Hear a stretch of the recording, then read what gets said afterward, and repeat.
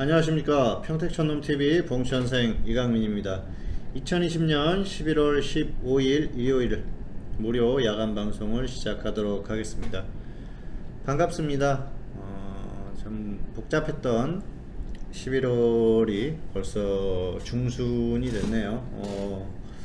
미국 대선이 있었고요. 대선 이후에 여러가지 추측이 있었습니다만은 대선 있기 전에 제가 그런 말씀을 드렸지 않습니까? 미국 대선의 결과는 결국은 어떤 악재성 이슈가 되지는 않을 것이다. 대선의 결과로 인해서 시장이 급락하지는 않을 것이다. 그런 말씀을 드렸었어요.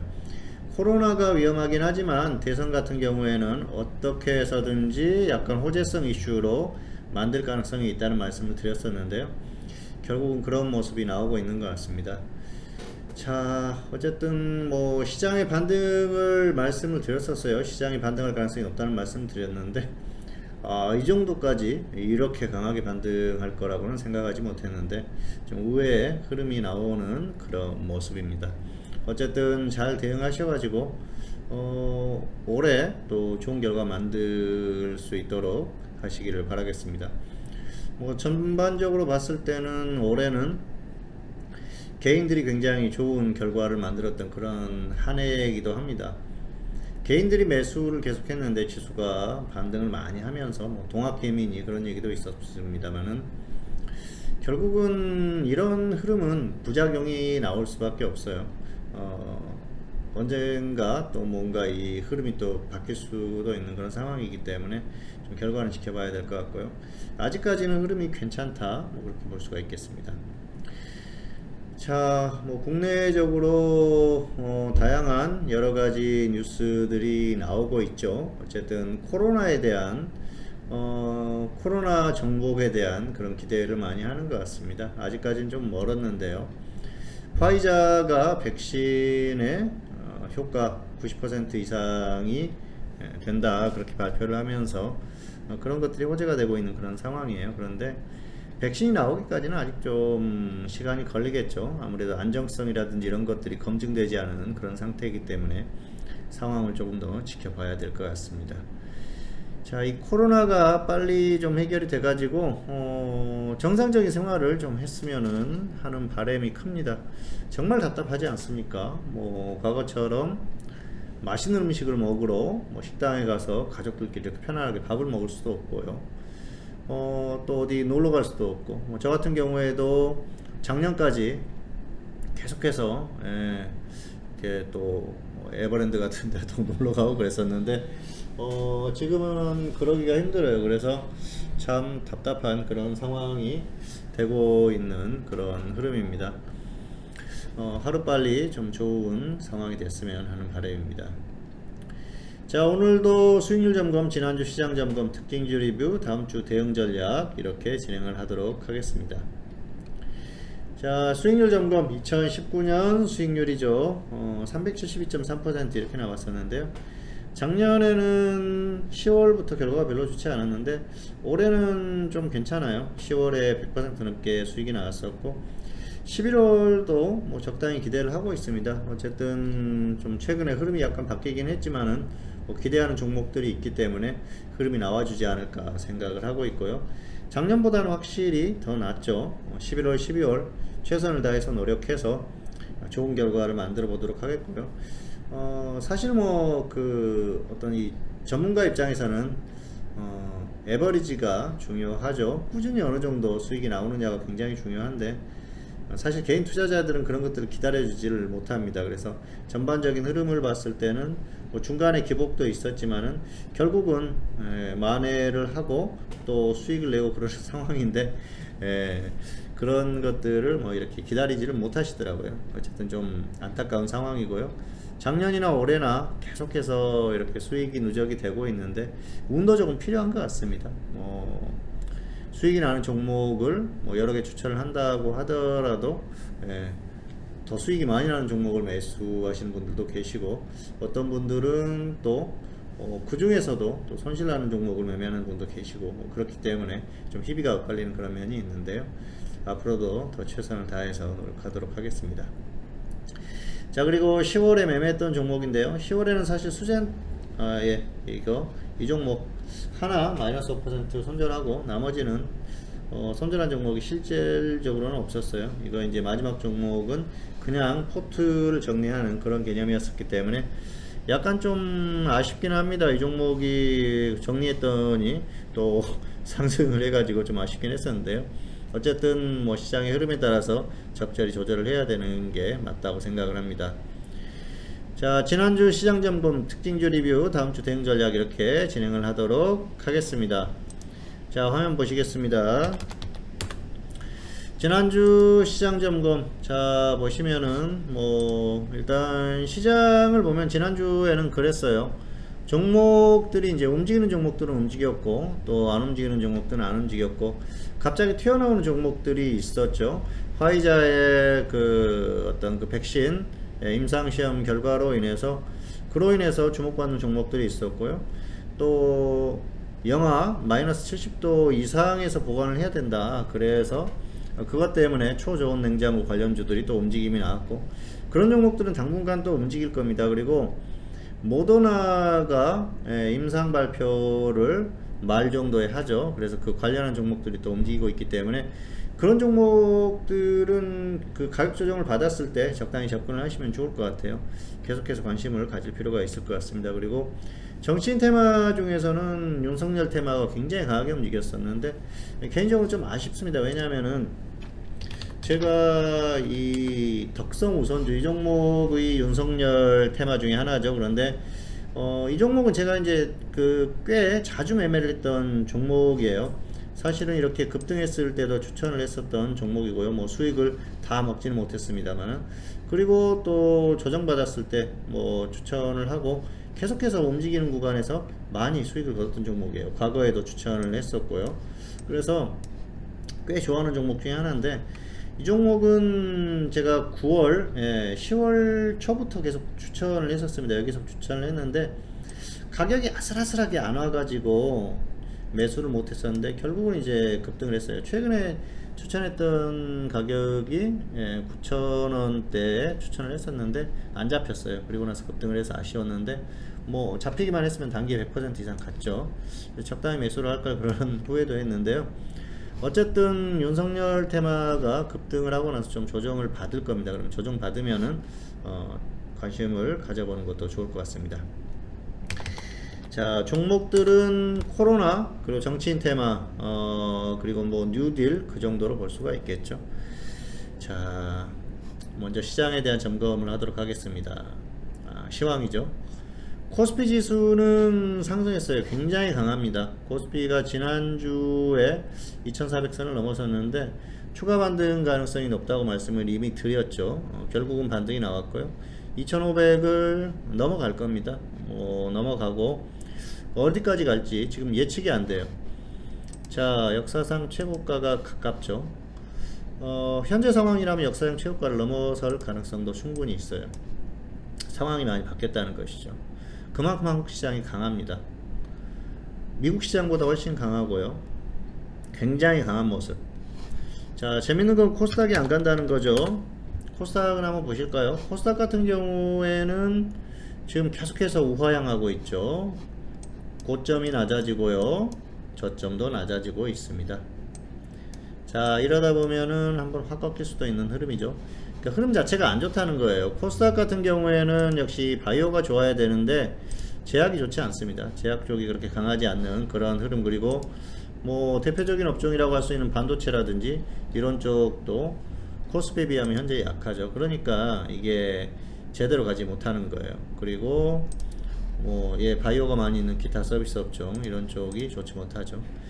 결국은 이런 것들이 어우러져 가지고 시장의 흐름이 나온다고 보시면 될 것 같습니다. 자, 그리고 코스피 같은 경우에는 굉장히 강하죠. 코스피는 한번 보실까요? 전기전자. 자, 4대 업종 한번 보실까요? 화학, 철강금속, 운송장비 다 좋죠. 그 중에서도 포인트가 바로 이거예요. 이거 전기전자. 전기전자가 굉장히 강하게 움직이고 있기 때문에 결국은 이것 때문에 시장이 강하게 반등하고 있습니다. 특히 삼성전자가 굉장히 강한 흐름, 엄청나게 강합니다. 최고가를 넘어갔죠. 그래서 지수가 반등할 수밖에 없는 그런 흐름이었었고요.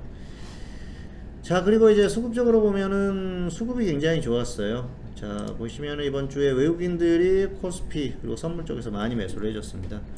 개인들이 역시 매도하는 그런 트렌드죠. 그러다 보니까 시장이 상승하는 게 당연한 그런 흐름이었어요. 외국인들이 코스피하고 선물 쪽에서 매수를 해주면서 지수의 상승을 만드는 그런 흐름이었기 때문에 뭐 굉장히 강하다고 볼 수가 있겠고요. 지금 이제 보면은 지수의 흐름을 만든다, 뭐 그렇게 보시면 될 것 같아요. 특히 선물 쪽에서 많이 당겨주면서 단기에 굉장히 많이 매수를 했지 않습니까? 길게 보면 더 계속 매수를 했던 그런 흐름이에요. 그러면서 단기적으로 지수를 반등시키는 그런 모습이 나오고 있습니다. 그래서 이게 어떤 단기적인 흐름일 수도 있고요, 추세적인 흐름으로 나올 수도 있는데, 추세적으로 뭐 계속 갈 수 있느냐, 그 정도까지는 아직은 아니라고 보는데요. 상황은 조금 더 지켜봐야 될 것 같아요. 적어도 단기적으로 꺾이기는 좀 어려운 흐름이 됐다, 그렇게 보시면 될 것 같습니다. 자, 어쨌든 지금 흐름은요, 코스피만 강해요. 그리고 코스닥은 움직임이 없습니다. 그래서 개인 투자자들이 이 실익이 별로 없을 거예요. 종목 매매하기가 굉장히 애매한 그런 상황이에요. 그래서 지금 뭐 매매하는데 굉장히 신경 써서 해야 되고요. 종목 선정 중요하고요. 그리고 이제 기준대로 잘 대응하시기 바라겠습니다.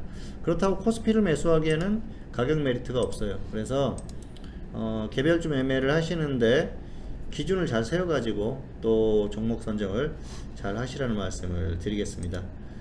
자, 일단은 지금은 이제 지수 장난 정도로 보입니다. 선물 쪽에 어떤 그 포인트를 두고 지수를 끌어올리는 그런 흐름 정도로 보입니다. 다만 단기적으로 굉장히 강하기 때문에 단기 강세는 좀 유지될 가능성이 높고요. 여기에서 그냥 뭐 엄청나게 꺾인다, 그렇게 보기는 어렵죠. 왜냐하면은 역시 미국 시장도 상당히 강하거든요. 이번 주에 다우존스, S&P 500 강한 흐름을 유지를 했어요. 나스닥은 좀 약해 보이죠. 그런데 전반적으로 봤을 때는 다 강합니다. 특히 다우존스하고 S&P 500이 강한 흐름을 유지하고 있고요. 이런 흐름을 유지를 하고 있기 때문에 뭐 다음 주에도 크게 꺾일 것 같지는 않습니다. 추가적인 반등 가능성이 상당히 높지 않나. 그래서 코스피 같은 경우에도 역시 단기 강세를 유지할 가능성이 상당히 높고요. 다만 코스닥 같은 경우에는 역시 최근의 흐름처럼 등락을 반복하면서 역시 그렇게 아주 강한 흐름은 아닐 것이다, 그렇게 보고 있습니다. 다만 코스피가 이제 계속 간다, 계속 상승한다 그랬을 경우에는 한 번 정도 급등할 수 있는데요.